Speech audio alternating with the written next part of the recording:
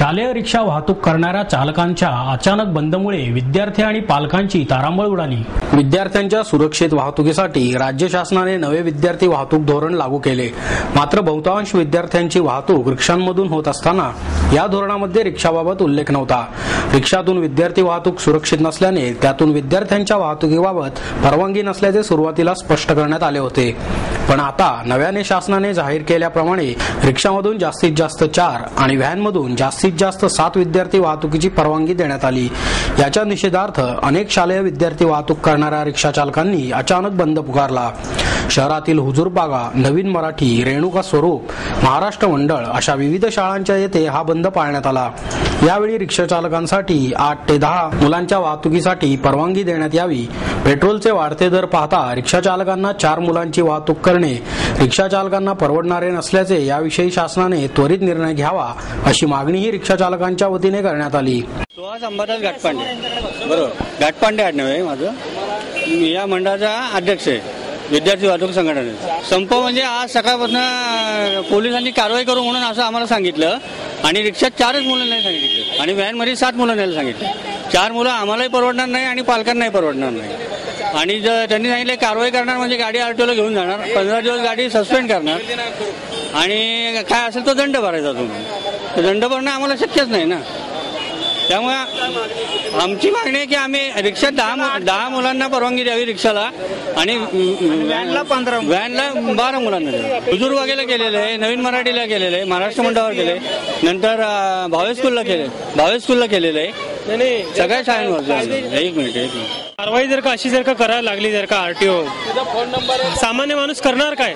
समजा आता आमचं त्याचं पोट त्याच्यावरतीच असेल, तो करणार काय? अचानक तुम्ही जर का डायरेक्ट असं जर का ऍक्शन करायला लागला तर आम्ही त्याच्या जगात आता उद्या आमचं काय करायचं? घरात जर का मुलं असतील त्यांचं पुढचं आयुष्य कसं काय करायचं?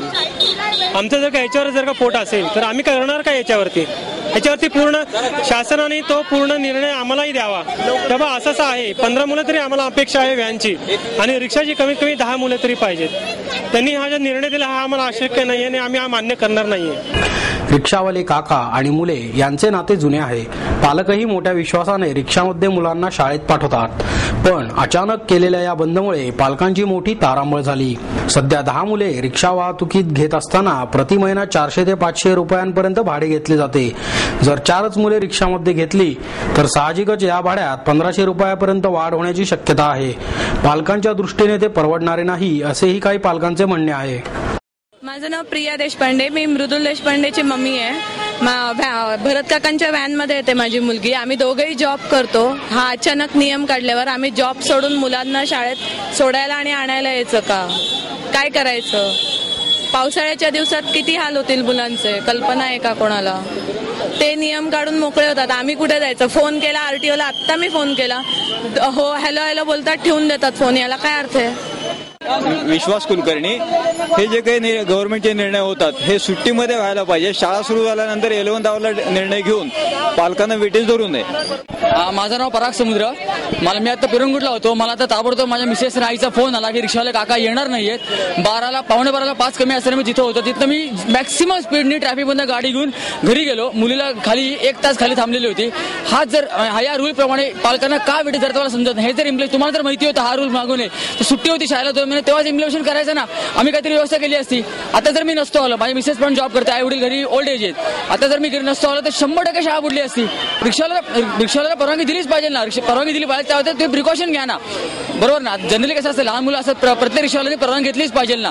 परवानगी दिल्यानंतर त्यांनी प्रिकॉशन घेतली पाहिजे की बाबा आपल्याबरोबर येणारे मुलं सगळे व्यवस्थित बसतात काय, त्यांची नैतिक जबाबदारी आहे। आपण विश्वासाने रिक्षा काकांबरोबर रिक्षावाल्यांना पाठवतो, पण 11th तारीख this is not first time, this is the second time in this academic period. म्हणजे ही दुसरी वेळ आहे। सुरुवातीला पहिल्या दिवशी सुद्धा रिक्षा काका आले नव्हते, आम्ही सोडलं। ठीक आहे, घरी असेल जवळपास कुठे आजूबाजू असेल तर आम्ही येतो। इतक्या लांबनं मी आलो म्हणल्यानंतर करणार काय? रिक्षाला प्रॉब्लेम जेन्युइनच आहे ना, जेन्युइन वाटतोच ना, रिक्षाला प्रॉब्लेम जेन्युइन, पण असा कुठला प्रॉब्लेम नाही ज्यात सोल्युशन निघणार नाही, बरोबर ना? पण जर ती 11th आलं, तुम्ही जर असं इम्प्लिमेंटेशन केलं शाळा सुरू व्हायच्या वेळेला, हे जर आधीच केलं असतं, मिटिंग घेतलं असतं, पालकांची मिटिंग घेतली असती की असं करणार, तर आपण तयारी केली असते ना मानसिक की चला की आपल्याला हा प्रकार करायचा आहे। उद्या मला सांगितलं कोणतरी की तुझी उद्या परीक्षा आहे या विषयाची, तर मी काय अभ्यास करणार? हे जर मला 10 दिवस सांगितलं आधी तर मी तयारी करीन ना, बरोबर ना? तर याच्यावर हे नियम शिथिल करावेत का? नियम तुम्ही करा, नियम करण्याबद्दल काय नाही, पण हे आता शाळा सुरू झाल्यानंतर काय करणार नाही, प्रत्येक बालकाचा हा प्रश्न असणार आहे।